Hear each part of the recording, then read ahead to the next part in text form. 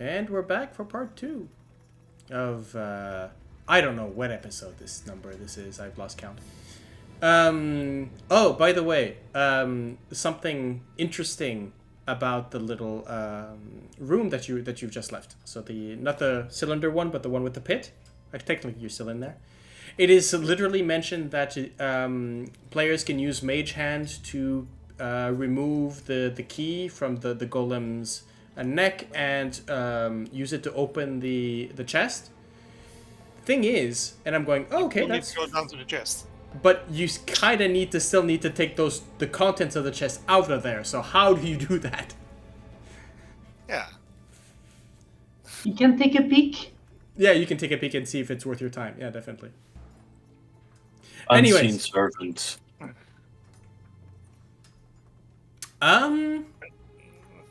Interesting. I don't think that would work. But it's an interesting point of view. Maybe. Anyhow, last we left off, you had decided to, you rummaged through the body of an adventurer, found a 10th little marble, marble, and had decided to push west. Vroon deciding that they were going to open the march and just walk right through.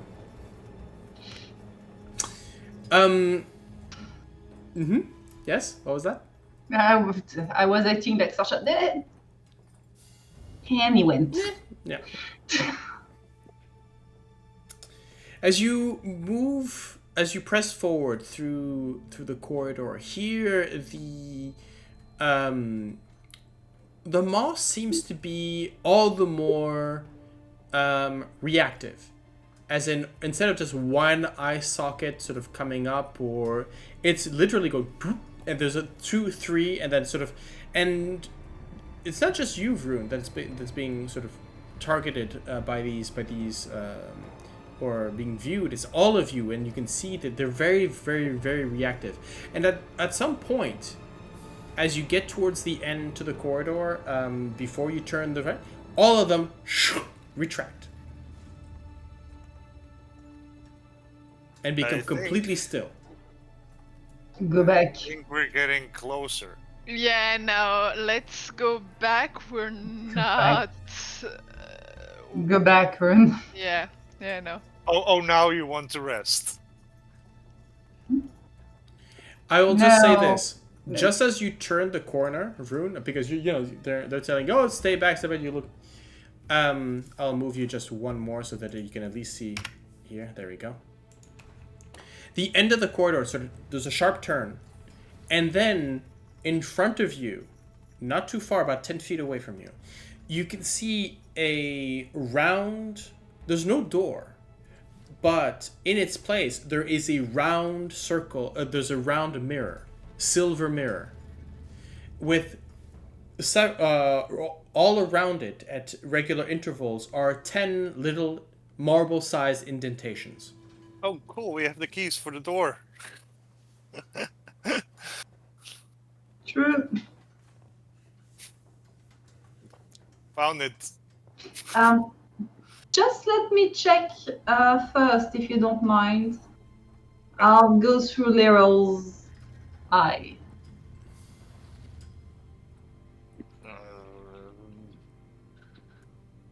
We'll go afterwards, but better be safe and sorry. You can be courageous, but not stupid courageous.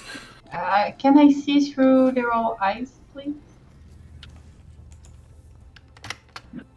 I mean, honestly, I've been wanting to take a bit of a rest for a while. Thank you. Can I check for things out of the ordinary? So when you're looking through Leryl's eyes, you're using their. It's like looking. It's their perception check, basically. It's their perception? Yeah. I've been doing things a bit differently, but apparently it's their perception check. Yeah. And while you were seeing through their senses, They don't have the magical aura check that you have, and so I have to go. So. Okay. So I'll go. But yeah. Okay, I will. I'll give you your vision back, and I'll take off Laryl. Thank you. There you go. Okay, let me check. Sure. Make me an investigation check. Perception? Or investigation. This I'll would be take more that. investigation. If you're checking. Not good at investigation. Good at looking, not at searching. Yeah, no. From what you can detect as you're looking around, there's no... You don't see... You're looking for the usual triggers for a secret door in this dungeon. There's nothing of that. The wall is smooth, as you have this sort of round mirror that takes most of the wall at this end of this corridor, and the indentations around it that seem to be almost like decoration. If you did not specifically find those marbles, you could think that this was a stylish choice to sort of decorate the outside of this mirror. The mirror is about, I mean, technically, now that you come to think of it, the door is about, well, the mirror is about the size of a door. It would let people in, sort of, you know, that sort of, I would say about hobbit hole kind of circular or Chinese kind of a circular door. It's just that it's a mirror. Okay.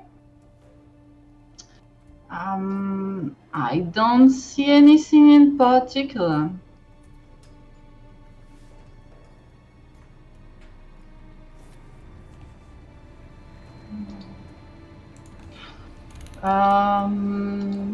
No indication of which stone to put where. No, they don't seem to. They don't seem to have any particular. No, they do not. Okay. One thing in particular, Sorsha, that as you're looking about, which is, well, no, because you're in your true form, correct? Sorry? You are currently in your true form. Yes. Changeling. Yeah. Okay. Yes. Yeah. So there's nothing particular. Yeah, I see what you. So we have all of them. It's 9 slots. There are 10. Okay, so And you we have need 10. one. No, we no, have we 10? have to. Yeah, the last one we got back. Yeah. On the Paladin. Yeah. Okay, do we go for it? As the wise words that Vroondomon has proclaimed, we need a nap. Because I know that you are very eager to go, but Yes, I would let's like. Oh my god! He starts to rub his head, his temples a bit. Like, you can go even harder if you rest a bit. That is true. Oh, And if you rest a bit, you can even fight better. Good sleep means better fight. 2 thumbs up.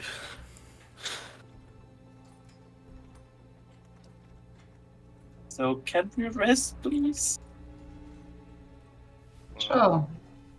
Thank you. If there's any possibility that we would find a beholder behind that door, I think it would be way better if we're all at full capacity. What do you think of the beholder since a few hours? What makes you think of a beholder? nice. everywhere. Yes, Yeah. on the moss, but that's not the only thing that has eyes. I could No, tell you a million things that has too many eyes in the Underdark. Like, eyes, but literally. it was also the eyes on the gems. No, I never mentioned eyes. I mentioned that they No. were 1 inch Eye-shaped, marbles. but not Yeah. not They're shape. just no. There's no. There's no. The We eye are clear. shapes has been mentioned a lot of times, I think, because it's Yeah. for me like for me it was like they are eyes. Yeah. Yeah, and Look. Okay. I mean, you know what? round I was. mirror with 10 balls around, with 10 little balls Indentations, around yeah. it. I mean, Plus, before we entered, with the research that I did, Sorsha, we actually more or less understood that that sometimes when beholders stream, they can change their environment, and it's kinda a bit sticks to the beholder spiel that we have for the moment. I understand. Not sure though that a leech with very organized and dubious sense of humor would like the irony of a beholder dreaming his schemes away and putting chaos in it. But You just see a little smile, say like, I would do that if I had the opportunity. yeah, you're not a leech. Not yet. Vroon. Oh no. You Was, know, was that a threat? you never thought about it.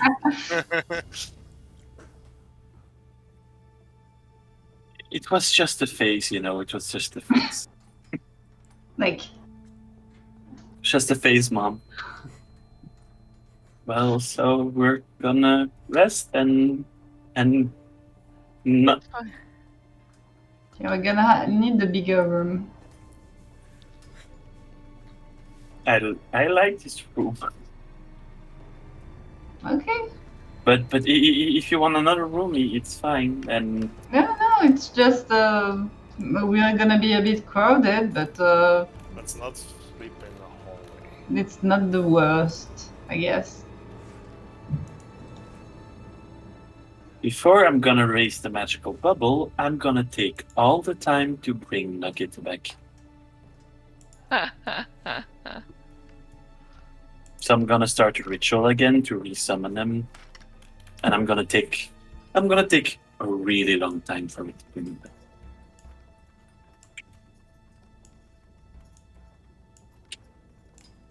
If you're looking for Sorsha's reaction, you can see she has no clue of what happened.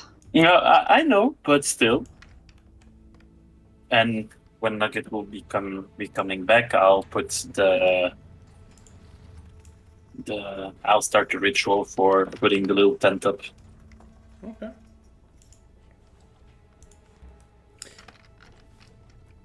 So, actually, I'm going to bring you the. I'm going to bring you the token of the tent. That way, you can tell me exactly where Where we're putting it up? where you're putting it up. Yes.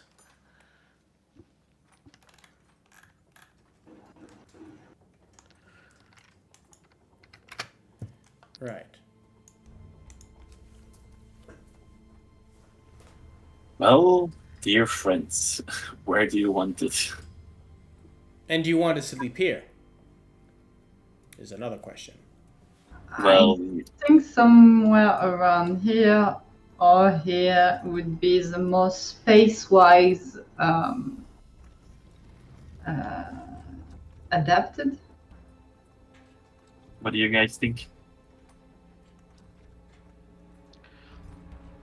I mean, we Fine. can either use it to block off one way of coming into this room, or we can put it on the side where it doesn't block off anything.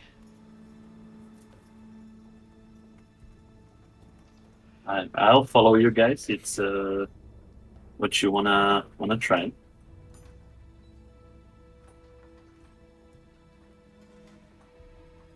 Let's put it where we are.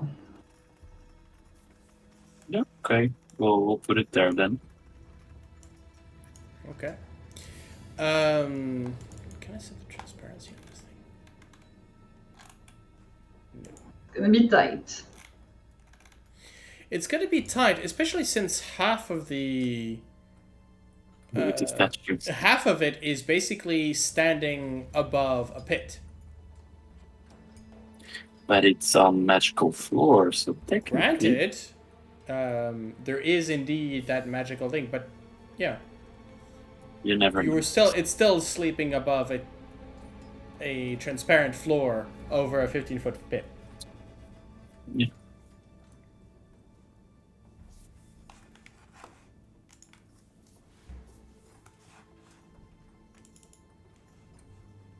So, what do you do?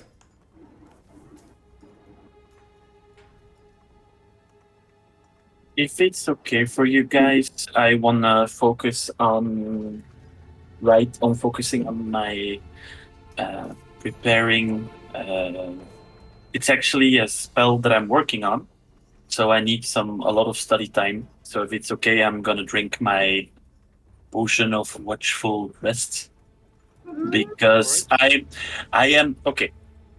I'm gonna explain it even better. I am working on writing down in my book teleport. So the moment we get out, and I hope we get out of this place, that we can directly teleport away, so do not have very nasty, snaky people waiting for us, so we can just get out and get away directly to a safe place with a warm meal, a hot drink, and no things or whatever bothering us.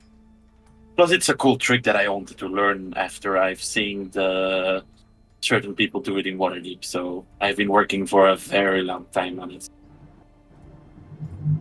So I'll need to study. But I'll wait a bit longer to use it. But there is a moment I'm gonna use it to really focus on that to finish it as quickly as possible. As quicker we can go away, the better for everyone also. Have to do it. Do it. Seems a bit like a waste, but Yeah, but now. I'll do for now. I'll do the normal hours of guarding, and I'll keep the potion aside. But there is a moment when I'm close. I'll focus on that then. So, who wants to cook? Who wants to? I mean, the cook's pretty obvious now. Yes, and you don't want to die poison and ingestion because of me.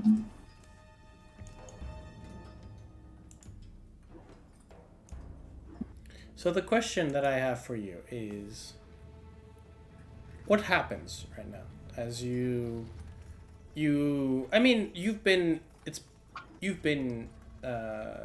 starting to get your habits with regards to placement within this tent. You've rested a few times in this tiny hut. The question is, with everything that's been going on, with the gods going on into your head, since you've last rested, there's a lot of things that happened.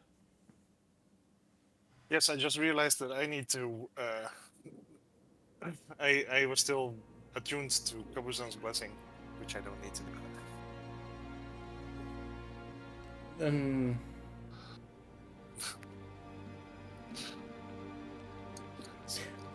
You can so definitely you can change your attunement equipment. That doesn't mean that it doesn't mean that he's out of your head for. No, I didn't think it would be. No. But just the item itself is like, well, that's nice. Range attacks, huh? If it wasn't for you, I'd take it badly. Ooh. I do better up close and personal. I can see that. I've seen that. But Also, still, why would you use like?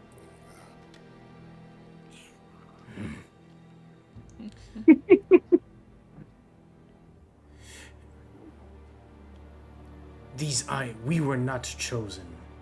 For these items were not our choice. I see the irony now. Yes. Acererak's little games. Irony and humor incarnated in our own prisons.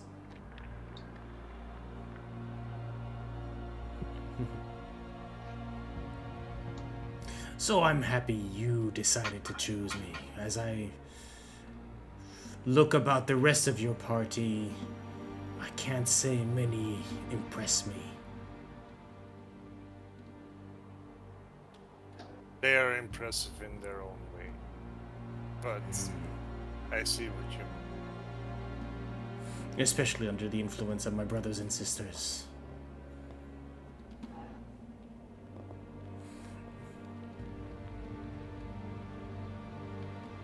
I can feel them, you know. Even the ones buried in that bag of yours.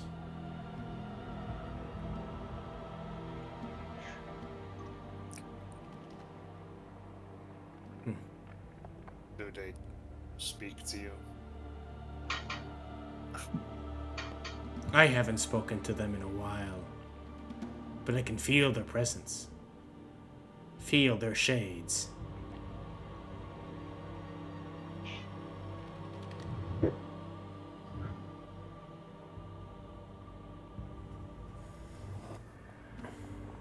Well, I'm not sure how we go about releasing you from your states, but I'm guessing it's... Destroy the Lich. Yes. Break his hold upon this, and we will be free. I think we're going to need your help for that. Was there any other way for you to defeat them without our help? No. Well, I mean...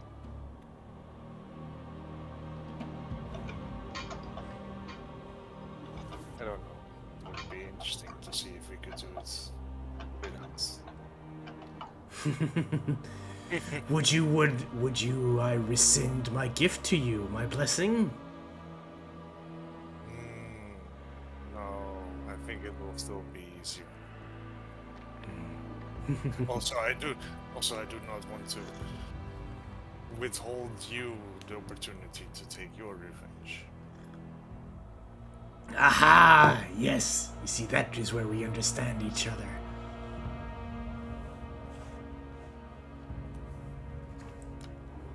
I help you, and you are the means of my revenge. Of our revenge. Well, for those of us who are willing to fight, of course.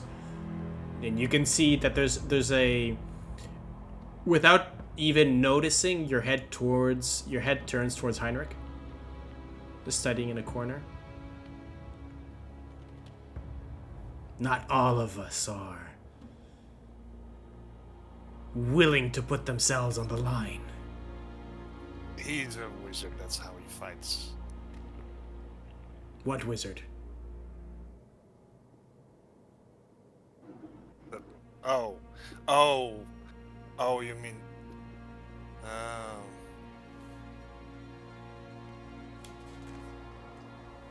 Well, don't worry. The host will fight.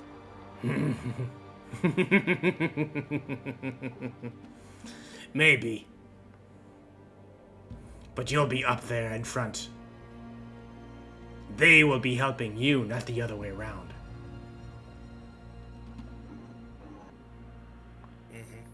Yes.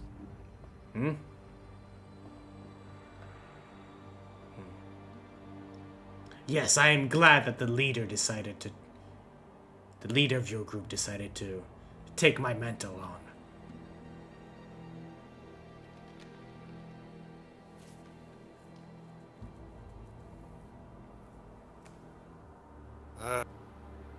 Well, that's a bit of a shared responsibility, but I am the bronze man. By the way, the rest of you are pretty much hearing this one-sided conversation.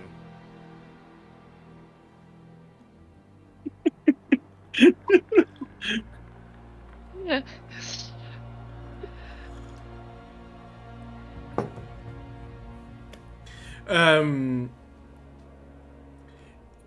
Heinrich, on the other side of this tiny hut, as you are preparing you're looking through your spells, you're doing your camp routine, you can distinctly feel that a part of your attention is drawn towards both Sorsha and Vroondomon.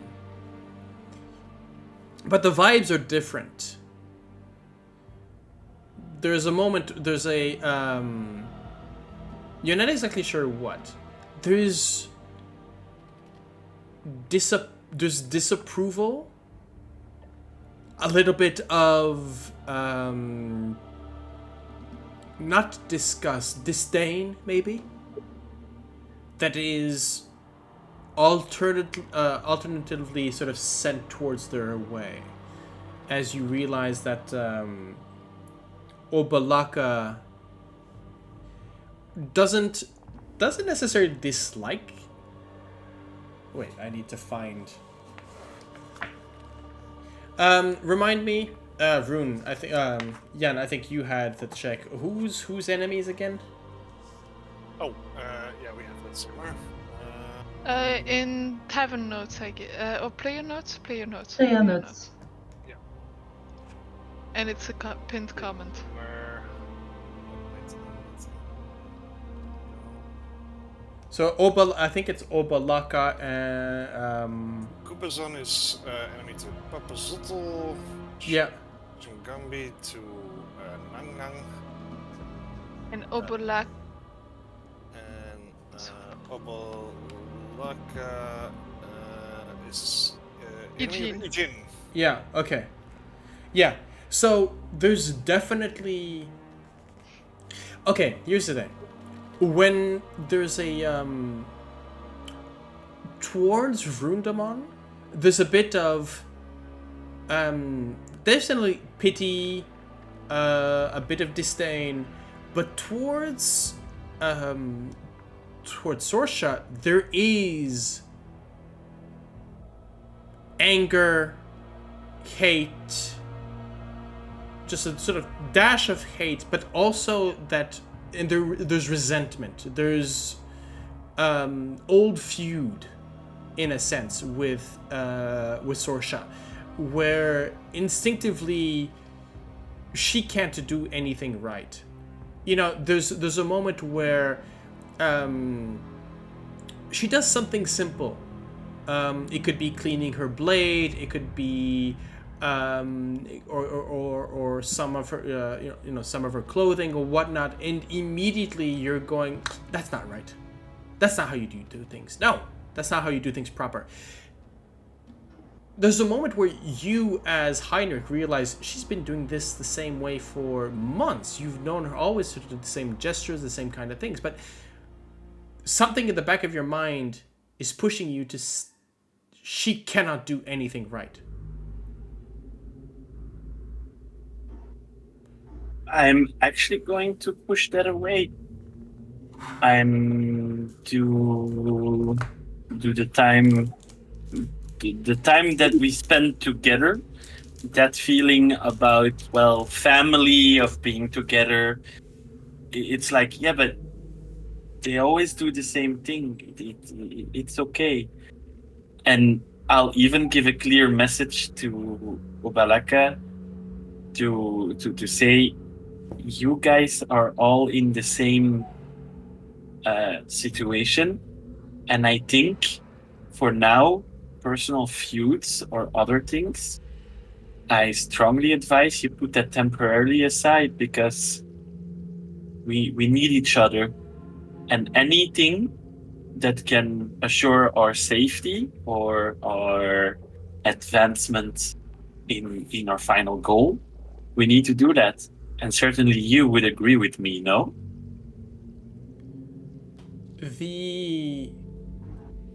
there's almost a buzzing pressure. It's not enough for damage, right? It's not. I'm not gonna make you saving throw and put you psychic damage, whatever. But there's a migraine that comes in. There's a sort of pressure on your mind as this.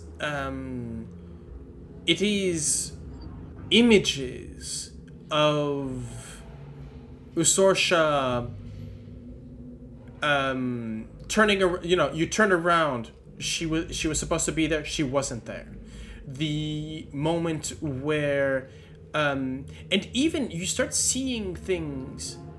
Actually, you know what? Make me a wisdom saving.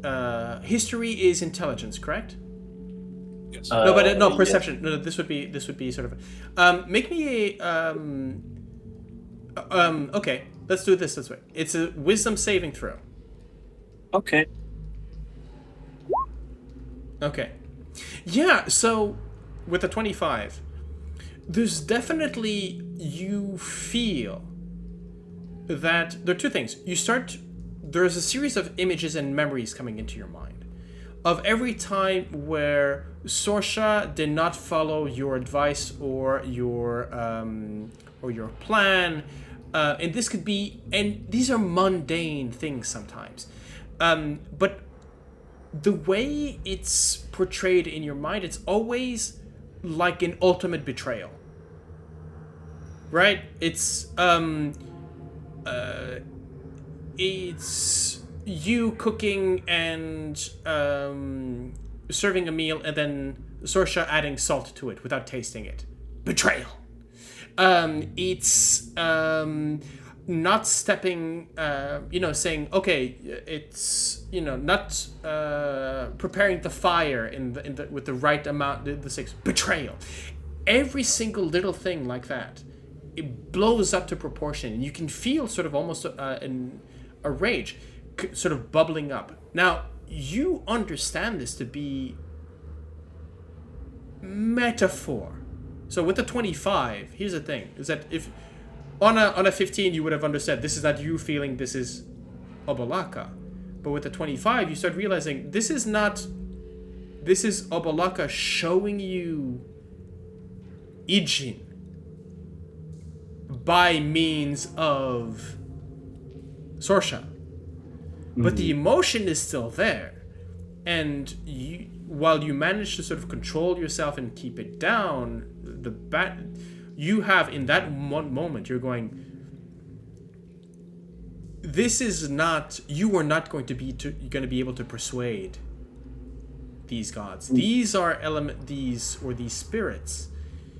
These are forces of nature. These are incarnations of concepts that do not work well, that will not mix.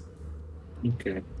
And as long as you have Obolaka in your head, you will have this prejudice against Sorsha's every move and every action, even if it's not your own. Okay. The same way on the, we can let's I was about to move to Sorsha, but let's stay with you. So how do you, on that realization, what do you do? I start to think a bit and I just say, like, to change his mind, I say, like, Gale, can you help me with a project that I'm working on? Can you come for a second, just to have someone, to talk with and to change his mind at the same time? I was looking for a component to use for a spell. Well, do you have something where I can work with a jewel with, for example, or something to engrave into a jewelry? Do you have something, maybe, as you are a sailor? Sailor, well, you're on boats, so I think you had some interesting gear, maybe. You see, he babbles a bit, and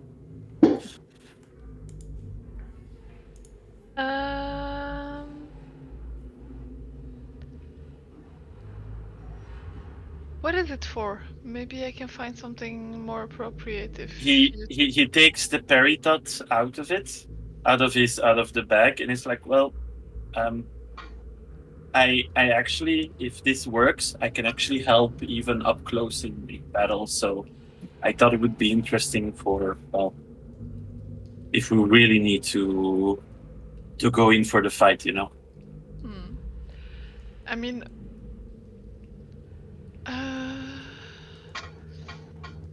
we've got a couple of jewelry pieces that we've lifted off in different places, so I could open the portable hole and see what we have down there.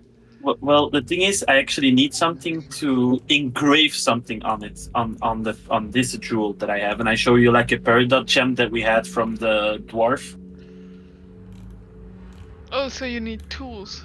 Yeah, and well, I don't have anything smaller or more efficient for that than my dagger, unfortunately.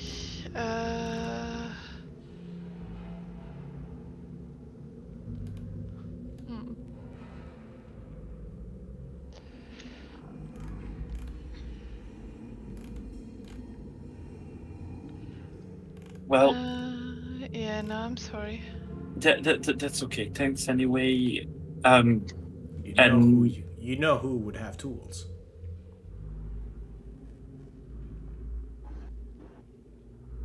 Ruined? No, I'm talking about the dwarves in the dungeon. Yes, I know. I know.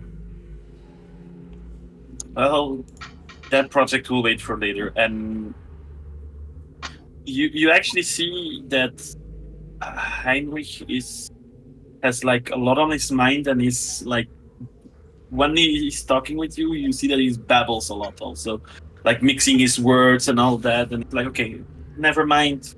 Goes back to the corner and continues to study and tries to regain his calm. That will be for me.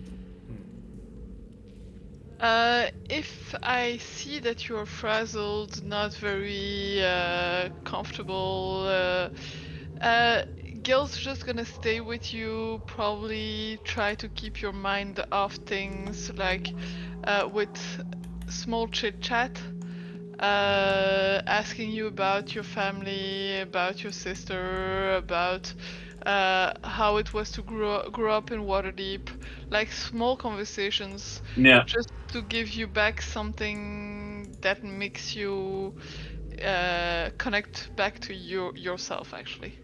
Okay.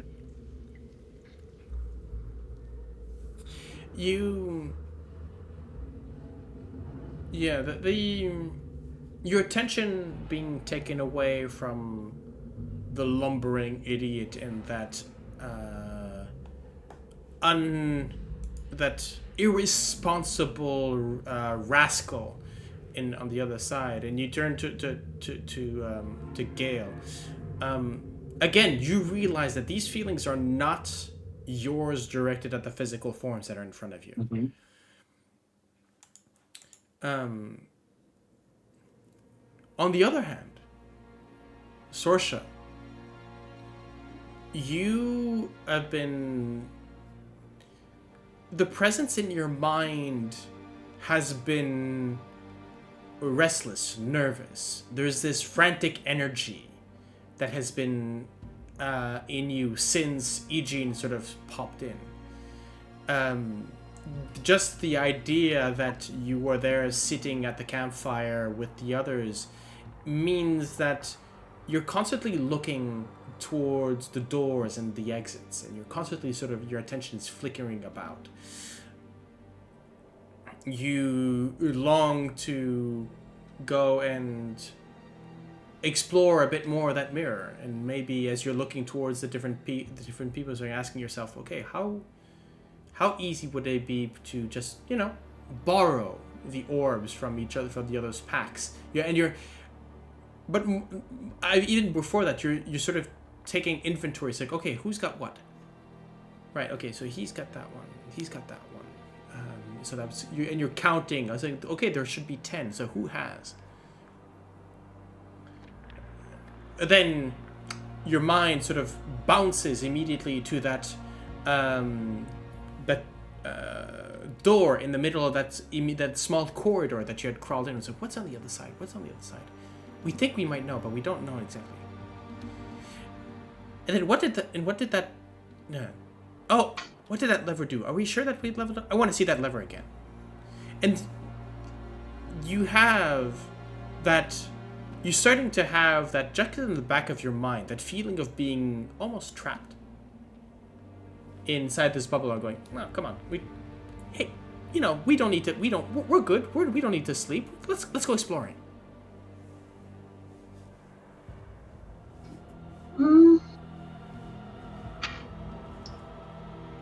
I think she would at first pace a bit, going around everything, the doors, wondering about the door in the small corridor. Mm-hmm. But at some point, I think Sorsha is feeling tired.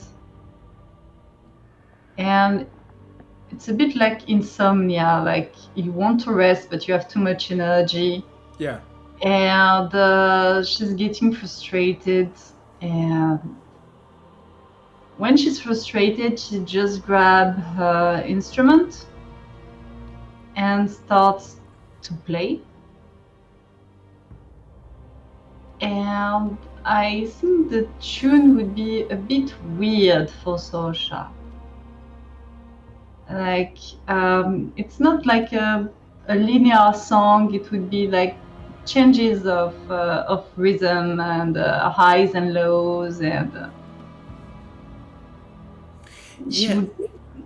it's a song of rest, but a restless song of rest. She plays.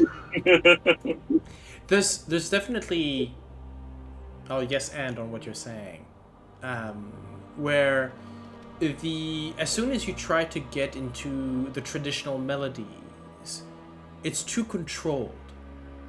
It's too regular.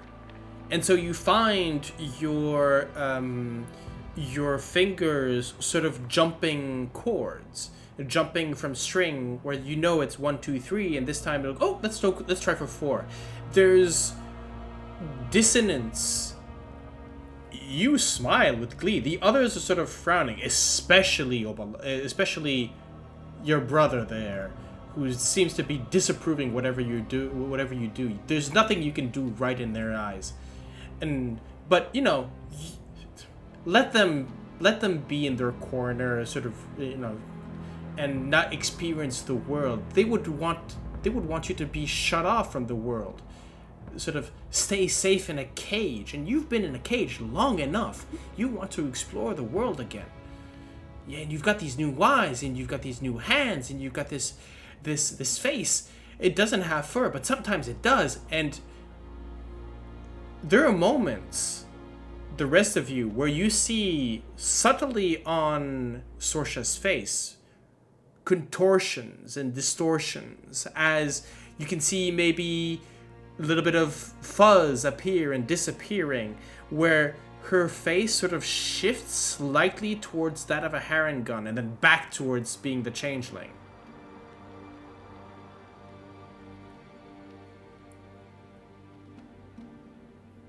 And at some point she was just like, come on, shut up! You're messing with my art right now.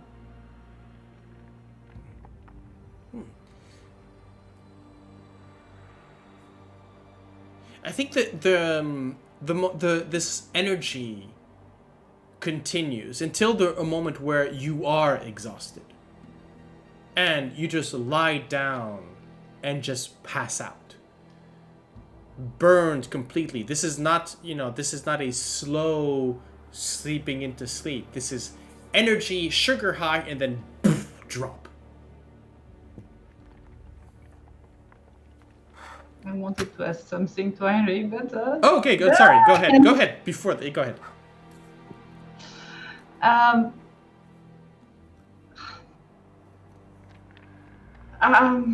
Heinrich, I have a favor, please, if you have a moment to spare at some point.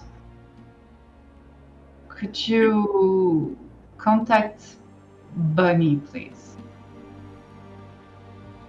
Just want to be sure they are alright, if you don't mind. Just asking how they are. Yes. I'll What's the situation?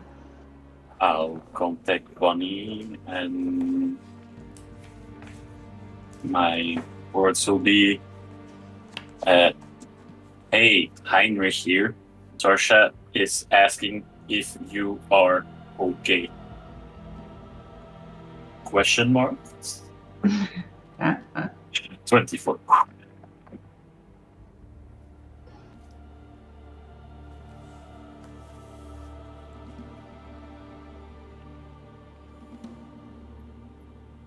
Tell her that we are well.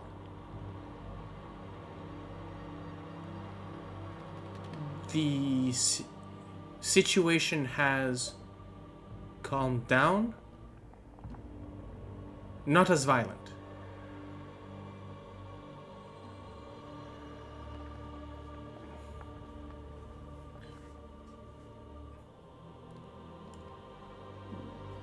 I feel we're being used.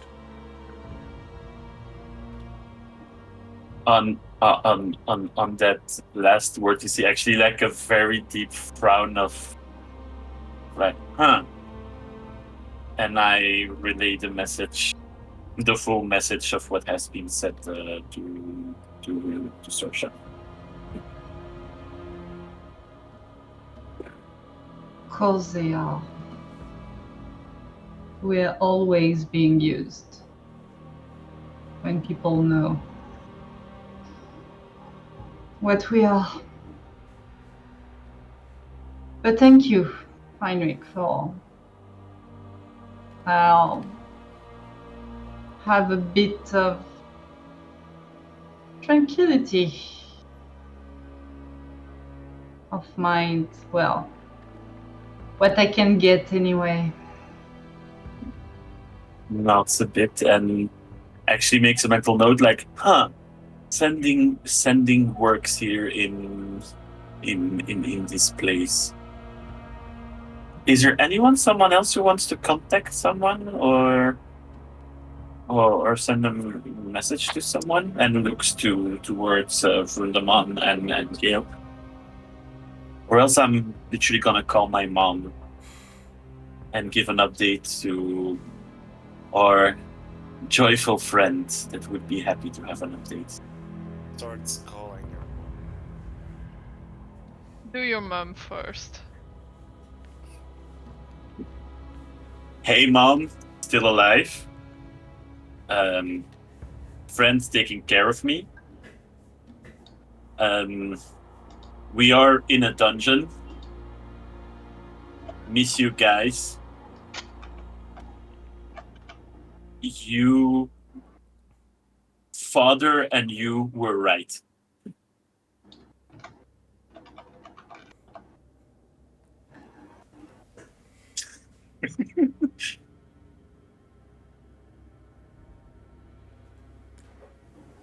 The answer is fairly immediate. It is.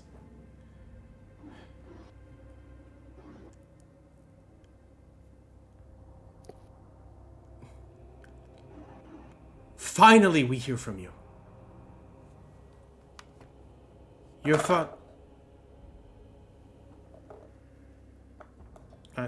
your father said, "We are well.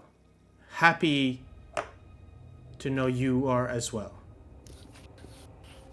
Of course we're right. Trust in your friends. Come back to us."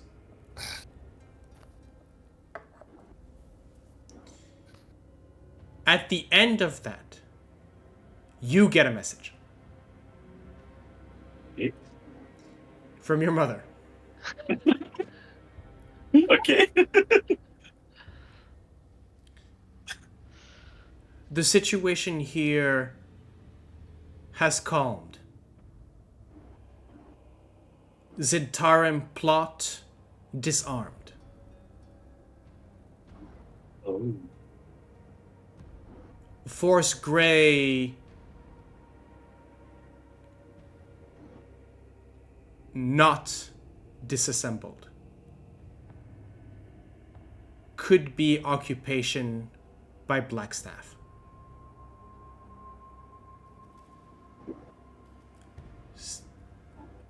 We will need you.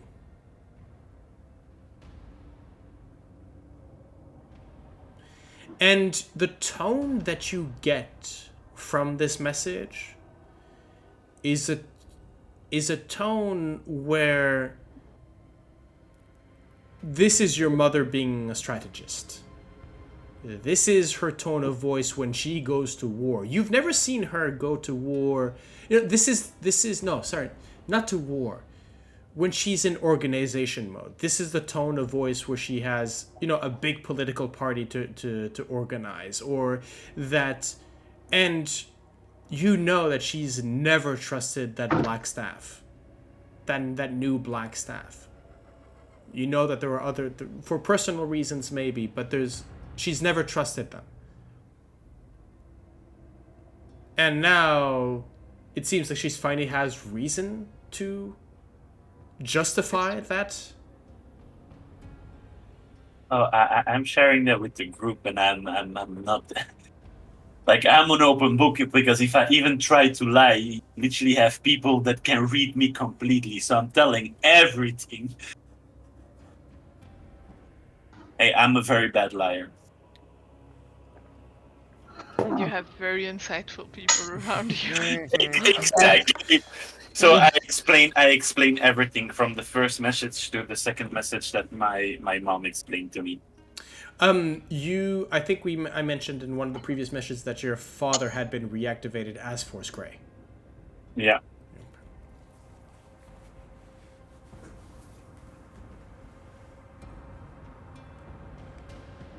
Yeah. At least things are not blowing up anymore in Waterdeep, but I wouldn't say things are settled. I'm afraid that if I go back to Waterdeep, that there will be a lot of political talks, and I think I will miss adventuring very much after that. Oh, Because my mother is like that, that means that a lot of things are going to be happening. Claps his hand very quickly. So we're gonna contact Mert. So I give an update, right? Also, and let's make a deal. If we make out of the town, I'll help you with all the talk you want. Sure, thank you. That'd be nice because, well, I'm more the taps on his books, well, more the studious type, but all the political things that's been, well, it's complicated as the nobility is in deep. It's very complicated. Okay. So, what do we say against Mert, actually? Not Progression. today. So, I'll send a message and say, well, an update as short as possible to Mert. Advancing in dungeon, slow but steady, taking a rest. We're surviving. Morale is stable. Add that people are waiting for us on the way out, just in case. And I'll say that that people are waiting for us with a negative intonation to it. These I will be using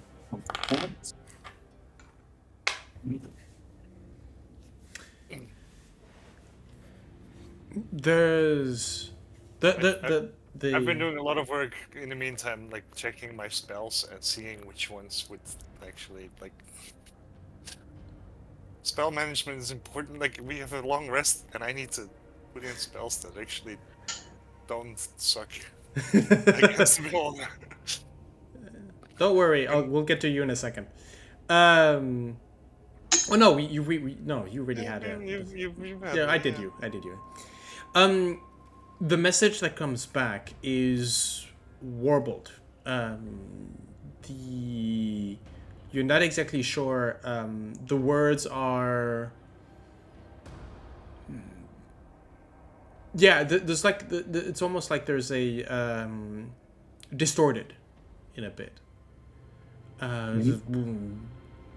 Good to hear. Troop, not too far now. And you start to realize that. Well, make me an insight check.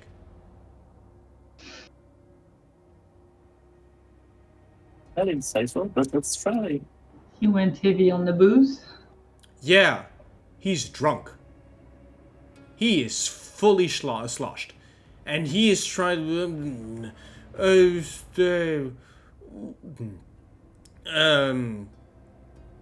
enemy, no problem. Sent elite.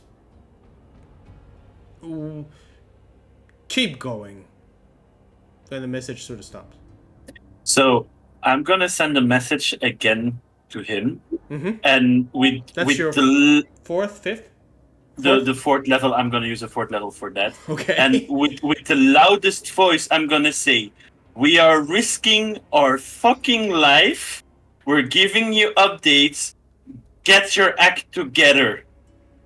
Get off the booze. Or I will, every hour, I will send you a message and scream into your head. And yes, I'm that pity. Do it."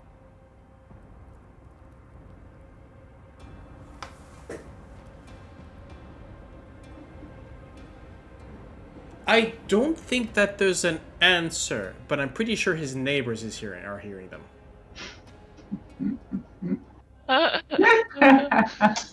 I think that I think that you don't hear an answer. Or maybe there's sort of no, I think that's it. You only hear a couple of words. As in the last I said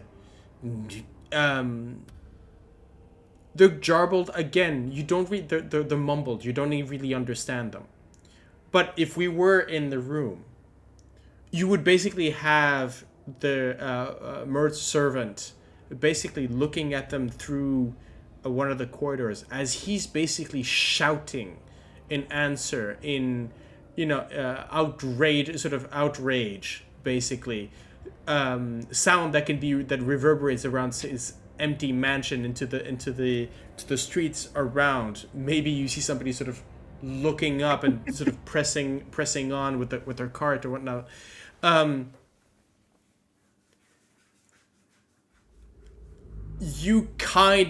you start realizing what you just said and his answer, you're kind of hoping he forgets that message you sent. You cut again, but... Ah, crap. I kind of hope that we got that message you sent. Yeah, I kind of hope he forgets that message. As in, I mean, he is he's 3 or 4 times your adventuring age. Let's put it that way. I know, but still, we are in the middle of a dungeon, getting our ass kicked, and then giving an update and having a drunkard on the phone. It's like, no. And he's the Harper's master spy in Waterdeep. Who do you think has the biggest responsibility? So you're like, no, not acceptable. No. I mean, did you guys learn? I think you knew about his status within Waterdeep, right? Yeah, he's a hidden lord. He's one of the hidden lords. So telling a hidden lord saying, "Listen, you were risking our lives on this dungeon," I think the answer was, I think the couple of words is that you might have heard is just dungeons were simple. Yeah, I think those are the words that you hear. Sorry, catching a DM like that on improvisation as to what yeah, I think those are the last words. The dungeons were simple. And I think that's the only 3 words that you hear that you hear back. Something mumbling Waterdeep, something politics, families. Not exactly. Sense. It doesn't make sense. Gives the very big sigh. Well, gonna go back to my studies. And Gale, as this circus is going around you, what are your thoughts? Gil, after talking to Heinrich, after making sure that everything's ready for the night, is going to settle and go through her nightly routine, which is a prayer, some meditation. If you're listening, she's always a little bit mumbling out loud when she's praying, so you distinctly hear, please give me patience and grant me to see the sky again. So yeah, those are the things that come up in the prayer, in Gale's prayer, specifically tonight. Make me a wisdom check. Just straight wisdom. Okay.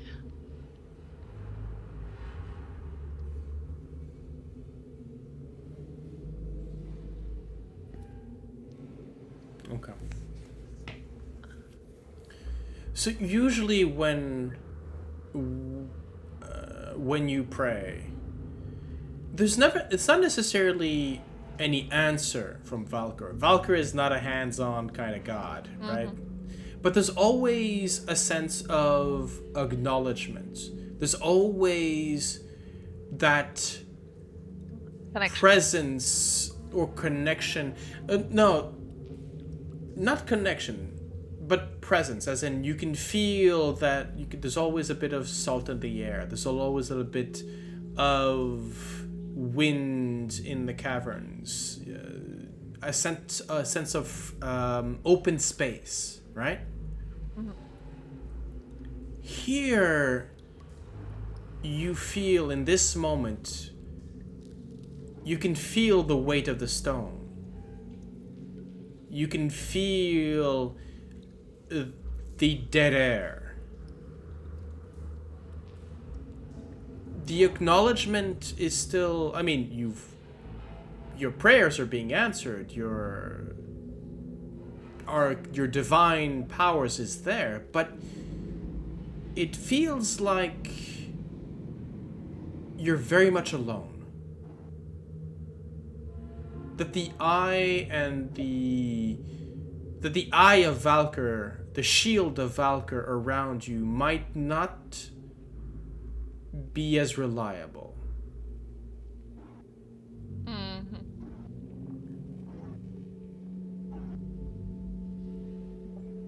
It's I would say it's the feeling that you would have being alone on an empty ship. The rudder is there. The sails are working. But there's no camaraderie. There's no shanties. There's nothing. There's no movement.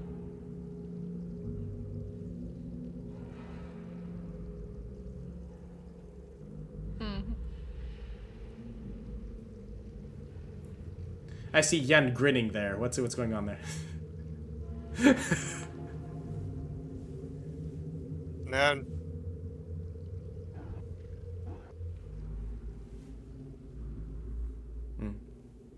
So, Gale, with this running through your mind, thoughts? prayers?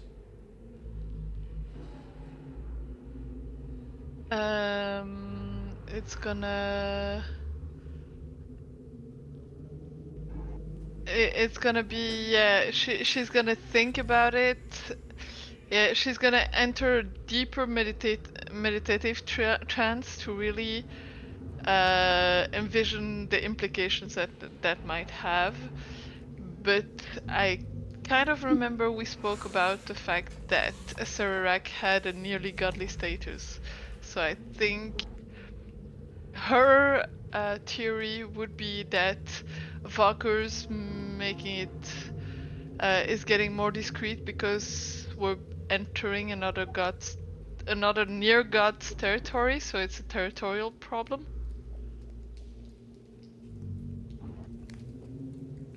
Could be.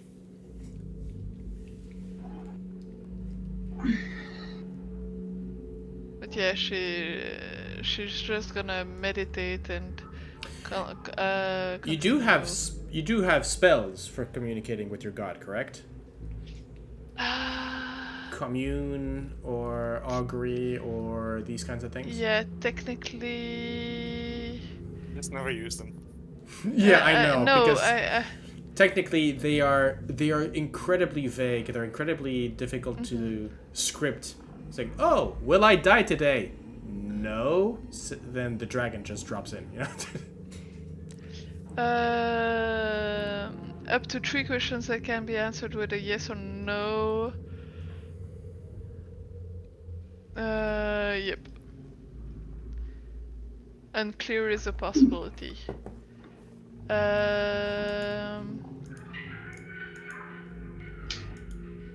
Yep, okay.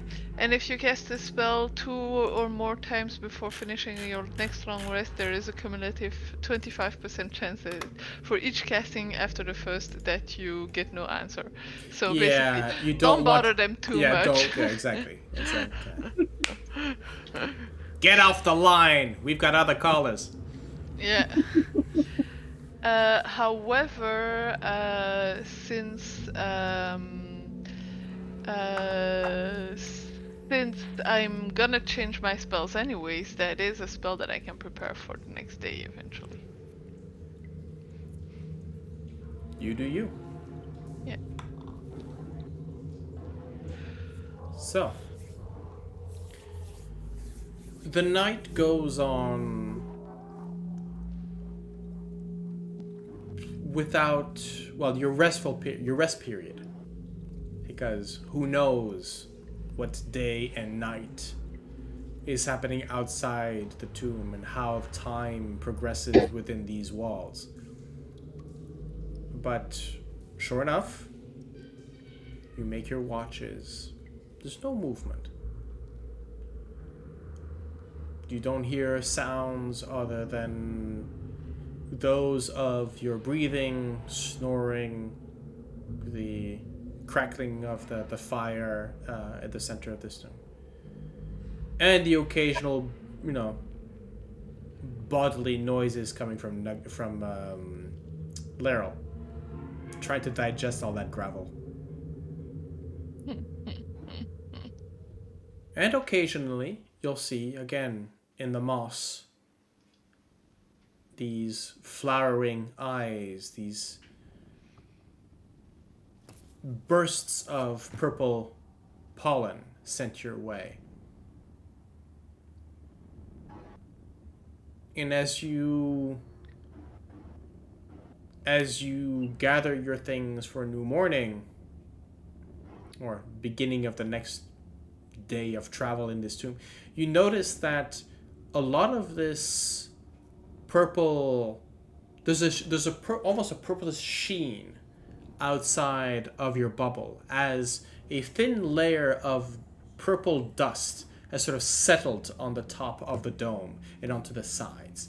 And you can see that you can see that sort of almost like a purplish scintillating line just across as you may have the dome, as you dissipate the dome, you can just see the outline just in the dust. As if these spores have been trying to sort of demarcate your camping spot. A lot of the... Oh, yeah, I was about to say, you can already see that the parts of the golem that have been sort of crushed into the corner where there's a sort of a mass of this purple moss, you can see that it's already started creeping up onto sort of claiming the different parts of the golem. But you've had a long rest. The dome is dismissed. Gale falls into the hole. No, I'm kidding. The day is yours.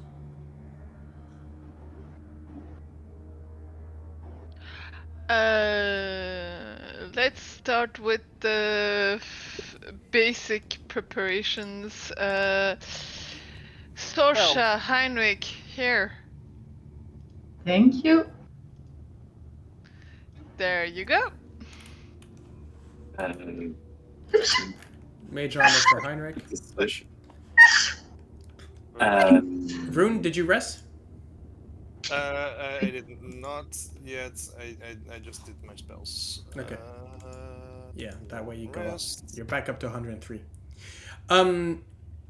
As you were preparing and the feverishness of the morning, the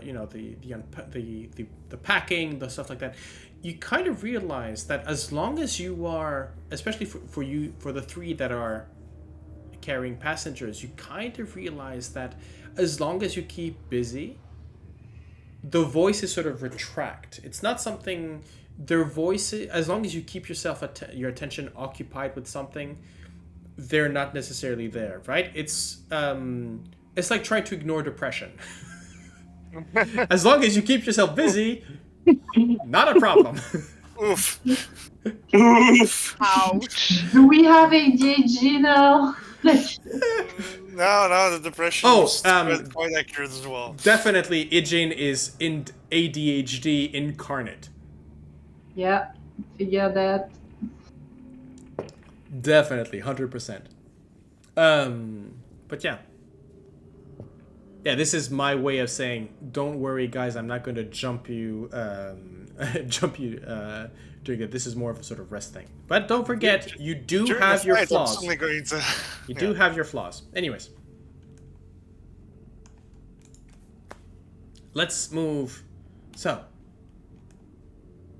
Well, everyone is rested. Now we can go to the mirror thing. Before we go, we have a big chance. But Vroom, we probably have a chance that we're gonna fight if. And looks, everyone, there's a chance we're gonna fight, right? yeah,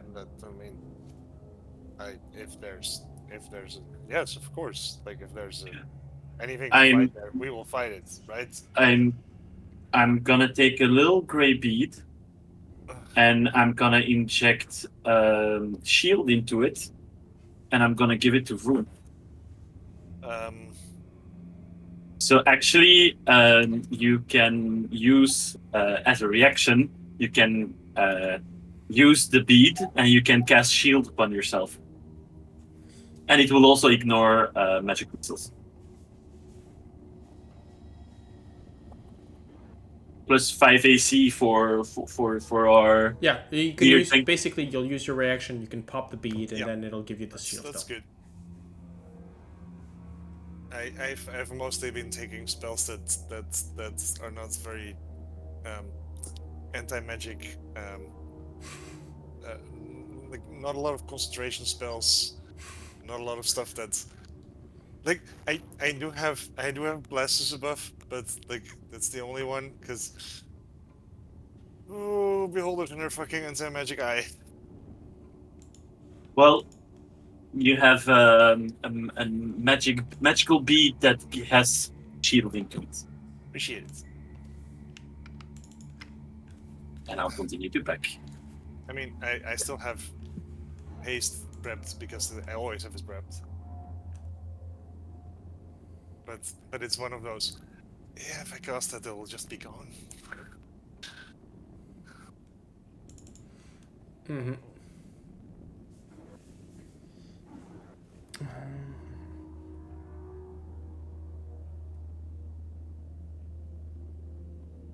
Yay, nuggets.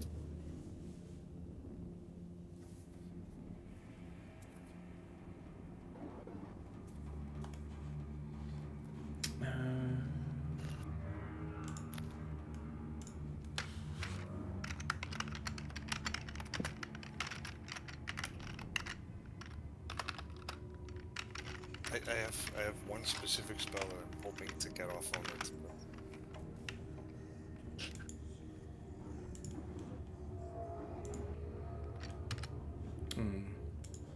Come on. Oh my god, this is scary as fuck. I know. I love it. Big part of me goes like, no, let's do a few more levels and then come back here and.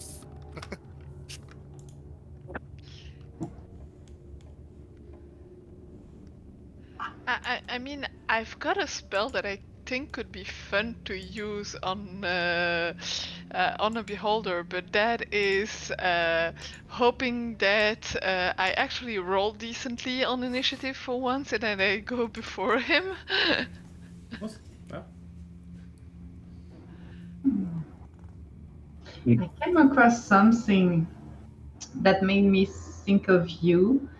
I don't know if it was a Reddit post or if it was an item in Baldur's Gate, but there is something, an item with, you know, the little phrase under it that, you know, the rules you always miss for initiative, that item is for you. And I was like, oh, sounds like a Gale object.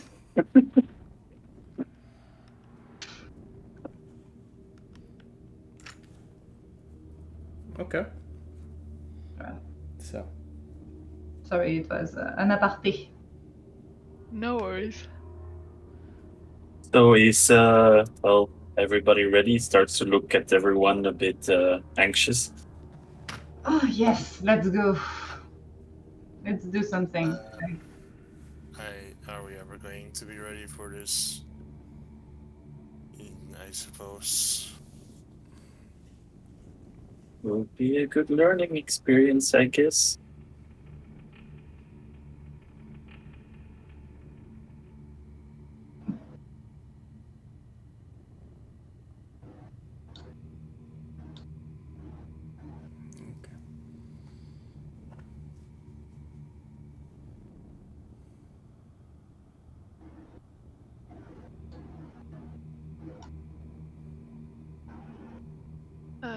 Vroon, are you going or do you want me to go? I'll go first. Yeah, okay. Oh yeah, I guess Vroon will Yeah. also will have to like start putting in like probably the keys or well the eyes in the. Do the eyes around the mirror have like a color, or do we just have to try out stuff and? No, there's no. As I mentioned, I think I mentioned that previously. Yeah. There's no. There's no specific. It's not determined, No. determined spaces. Then, like he will start putting in the two that he's got and see if it does anything. Okay. And from there on, if they do something, start going like, okay, next. Right. Okay. Just give me a second here.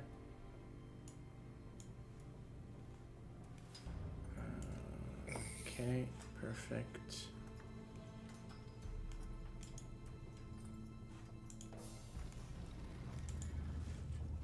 Okay. Right.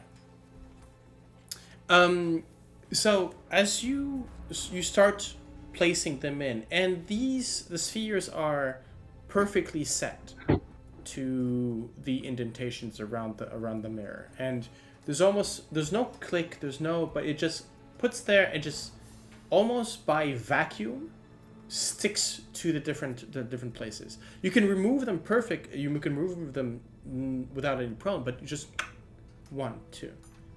But here's the thing. As you start looking as you can see the reflection in this sort of silver mirror. And as you add one by one, less on you, Vroondomon, but the first thing that you notice is behind you is, as you're looking through the reflection, you can see your companions behind them. And then you can, but specifically, Heinrich, you're the second there. You can see Heinrich's face sort of go tired. His hair, I just need to remind myself. Yeah. The hair, sort of that silver, that white hair that he had, start going silver in places. The widow peak sort of moving backwards as his face sort of goes old. I mean, Vroon will definitely look over his shoulder at some point and go like, see if that's just happening in the mirror or just in the mirror. Yeah. But as you keep adding in, you can see your companions and you yourself, literally the ravages of time move in little by little, slowly and slowly.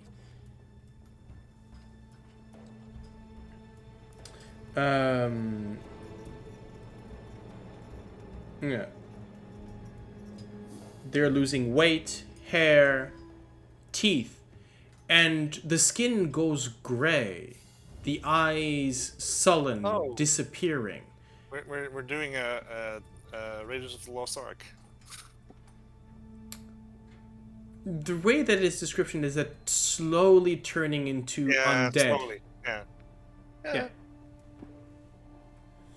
But we're not feeling anything. No, you're not feeling anything. But there is sort of that kind of shiver as a Sararak again sort of mocking your mortality. And as you place the final marble, the images in the mirror looking like shambling zombies that you've met, flesh dripped, bone peeking through ripped skin, reminiscent of the zombies that you had met in the jungle.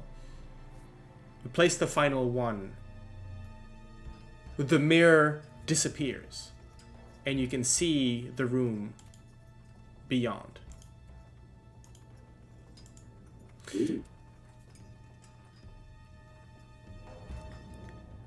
The vault door disappears, revealing a domed, candlelit room about 50 feet high. Oh, fuck. A polished marble floor so perfectly reflective that it creates the illusion of standing at the entrance of a sphere. Entrance of? Entrance of? Of a sphere. Oh, okay. 9 alcoves filled with glittering treasure opened up along the walls. In the middle of the chamber, a large spherical object hovers under a black silk tarp, 20 feet above the floor.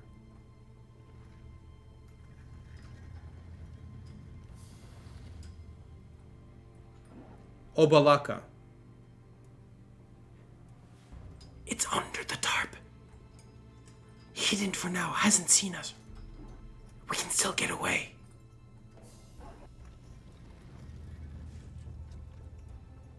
Kubazan. He doesn't see us.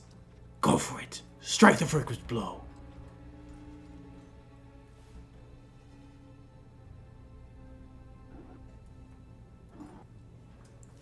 What do you do?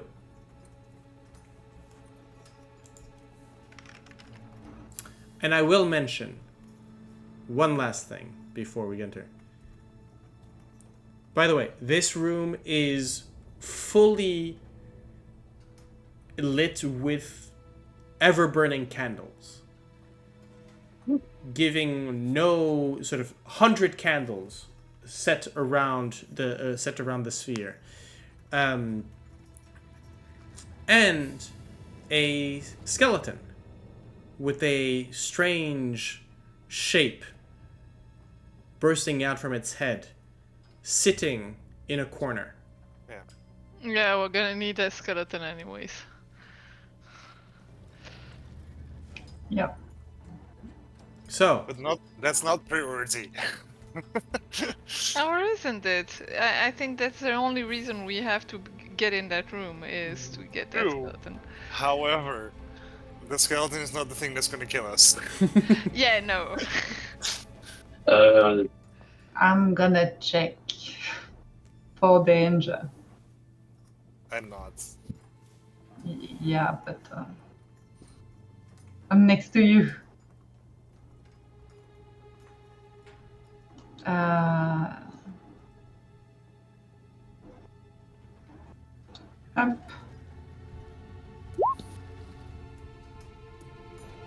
That's a 24. okay.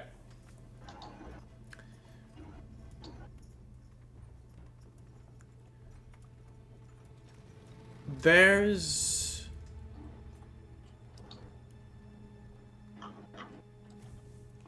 nothing you can see. I mean, there is no. That's not it. Checking for danger. I mean, you know this is a dangerous room.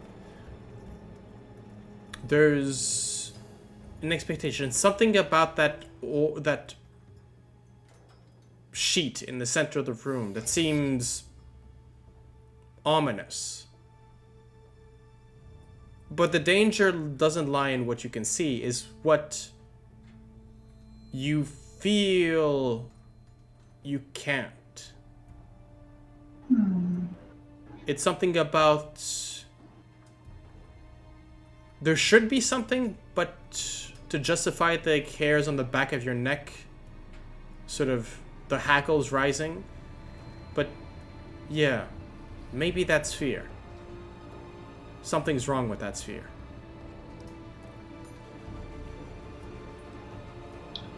Okay, guys, there's a problem in that room.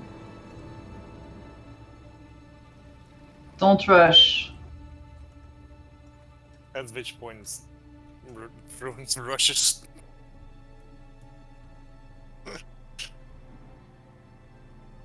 Right for the pillar in the middle. Okay. That's where the danger comes from. Yes, exactly. You go and... So, what we're going to do is we are going to roll initiative. What we're going to do is? Initiative. Initiative. Clicky, the character... Initiative. Oh, it's a shit initiative, so... I can't really click my token because of the roll. I'm gonna move it. Okay. Here, I'll also move out of the way and move back. I mean, I can give you the first step. It's okay, it's okay.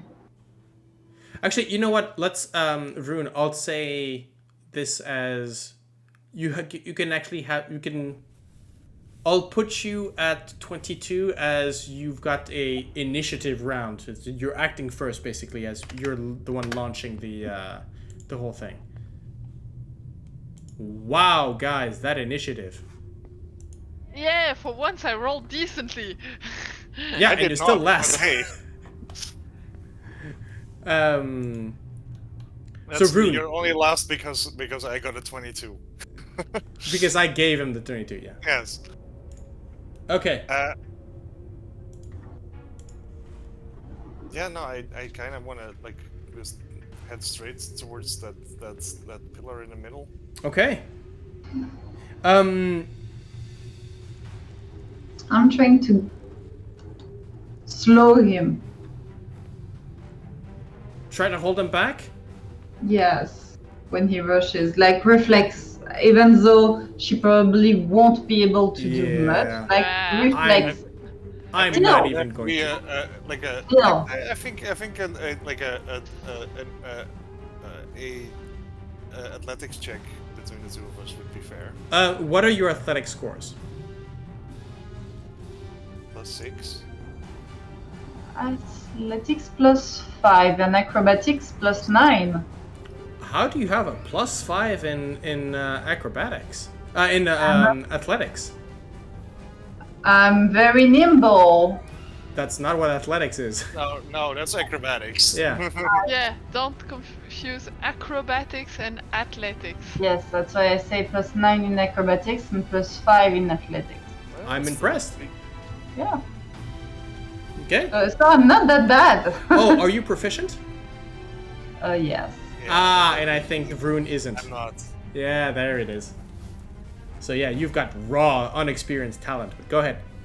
I've got training.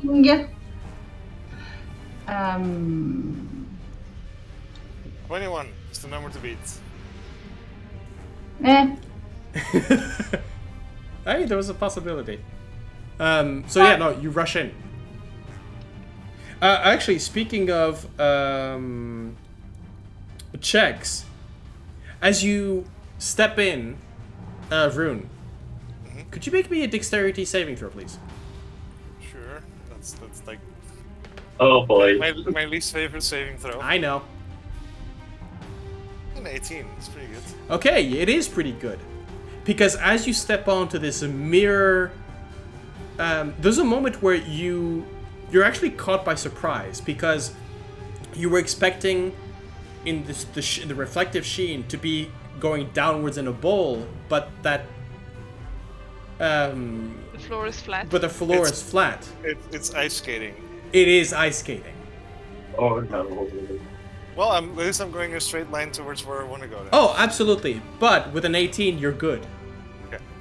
But this sphere is therefore sort of hovering about 20 feet off the ground.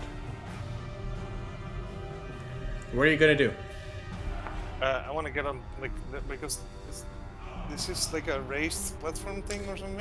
I'm checking now. Yeah, at least at the very least, I've been moving here, and then I don't know what happens next because I don't know what I'm getting up onto.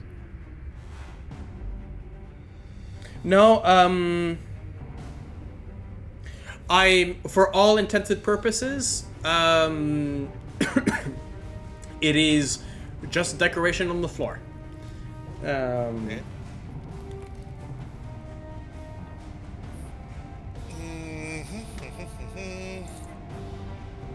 Oh wait. Yeah, this is okay. It's quickly running my stats through the strengths, the jump score. Oh, okay. It's 20 feet above the ground, you said? Yep. I believe that allows you. You've got a 25 strength, so that's your vertical.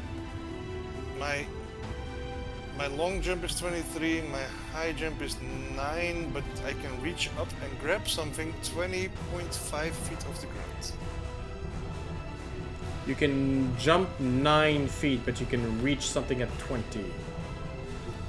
Yeah, it's. Oh, because yeah, okay, no, I get it. Yeah, okay, I understand. It's because you can jump foot to foot, 9 feet tall, 9 feet, but you can grab a ledge that's 20 up. Yeah. There you go. So yes, you would be able to strike this thing. Yeah, I think I would indeed just like to, jump up and go, BAM! Okay. Dunk it.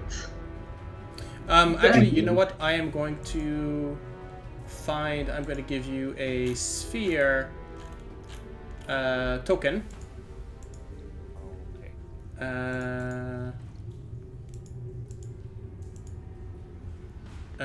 Do I have a black one? No, I do not, apparently. Okay. Anyways, go ahead. I believe, yeah, you jump up. You can definitely make your attack.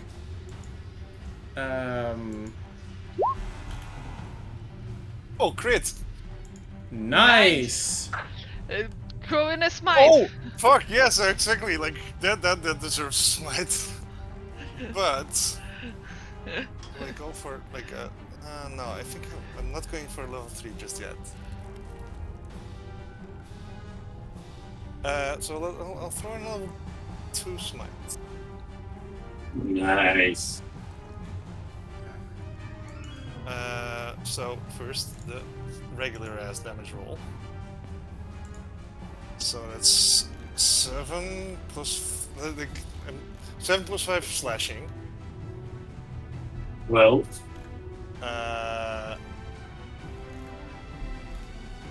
10. No wait, no. 5. Yeah, 10 fire and 12 radiant. And then my level 2 smite, which is 3d8.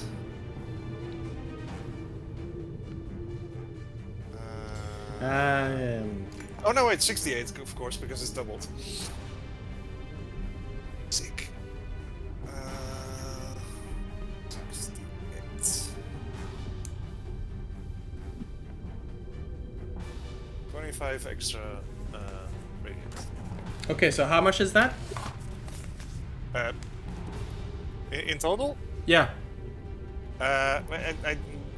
If we're not reducing anything... No, I'm taking everything in. Alright. So, 7 plus 5 is 13, 23, 28, 35, 60. 60. Okay. So as you jump, you smash into the orb. Well, no. As I said, there was a cloth over it, correct? Right. As you smash into it, you hit, and you can all hear this. The sound not of flesh being rendered, but of metal. Metal on metal. And as you crash through, the cloak sort of falls to one side, falling to the floor with a leadened thump onto the ground. This does not fall, it falls like a net weight. And I will say that instead of falling to the floor,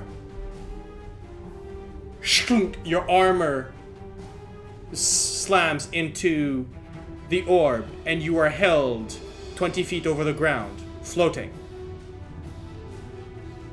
This metallic sphere in the center of the room is keeping you aloft for now. But you can see that there is a massive chunk of it as you remove your weapon that is right there. It's almost sort of cloven in two. You have a second attack. Alright, I should probably do that. Come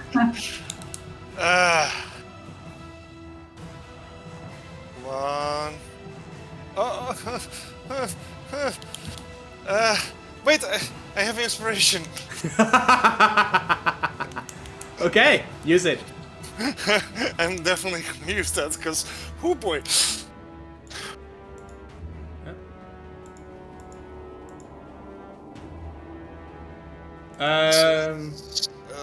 Come on.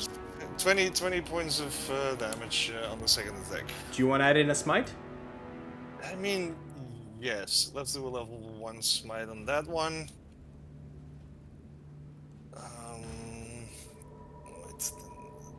I can pick that over here because level 1 smites are in the sheet.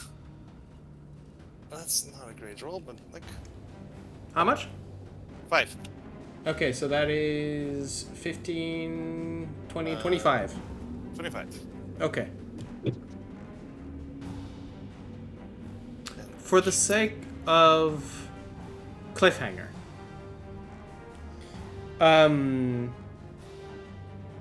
Yeah, I don't really care about that.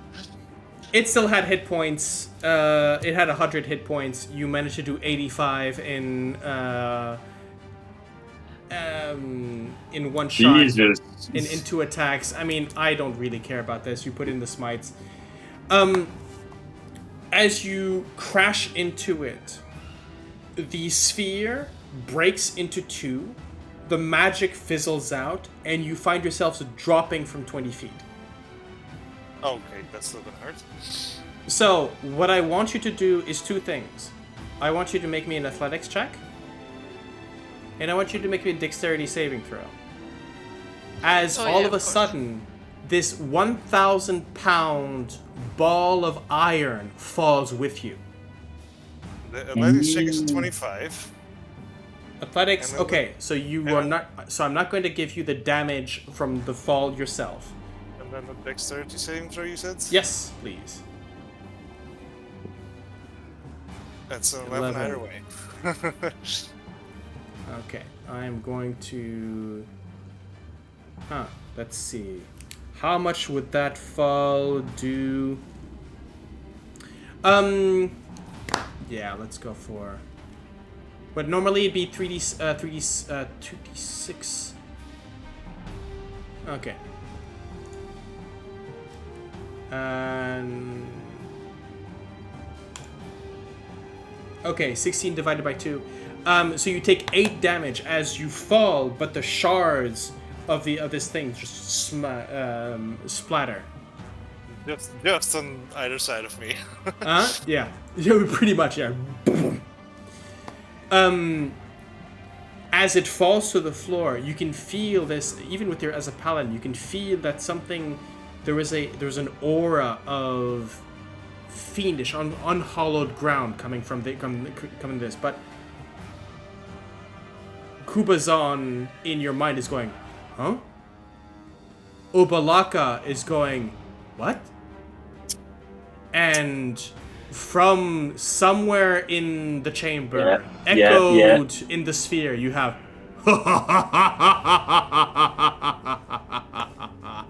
and that's where we're gonna end for tonight. Yeah. I know which spell it is. I know which spell it is because you gave me that gift and I made a joke about it. Nistel's magical aura. Indeed. Because I was making a joke like, oh, I can make myself celestial, so next time Vroon does that, he's gonna be like, what the fuck, you're a celestial that didn't told me? Yeah. Huh? Right. Let's close this for now, and let's pull ourselves back. You can move me down the turn order thing. Right. Yes, I will do. Next time. I will do that. There I've we had go. my turn. You've had your turn. Quite heavily. Indeed. Hey guys, we're back. Yeah. And quite the episode. Thank you for this. Thank you. Thank you to my players. Thank you to those watching us. We do this for us, but we enjoy you being along for the ride, and hopefully you enjoyed it just as well as we do. So we're back. Schedule will be just as chaotic as previously. We've got a couple of projects coming in. We've got Mysteries and Monsters. We've got the game. We've got the French-speaking games. We might actually in the coming weeks, mostly around September, we might have a game of Fate Accelerated that we're having with a couple of friends from Poltergeist, one of the LARPs that we did this summer. Nice. If everything goes well, it's going to be really fun. So, and we will be continuing as well later this with the Candlekeep mysteries with Shemsheim's bedtime rhyme, which hopefully we'll be able to continue, and who knows, maybe end next session. So stay tuned for that. And once again, thank you all. Summer's over. Let's get back into Faerun. And so I'll be seeing, well, most of you back in Faerun on the Sword Coast, either Act 1 or Act 2. We'll see. But see you all in Baldur's Gate.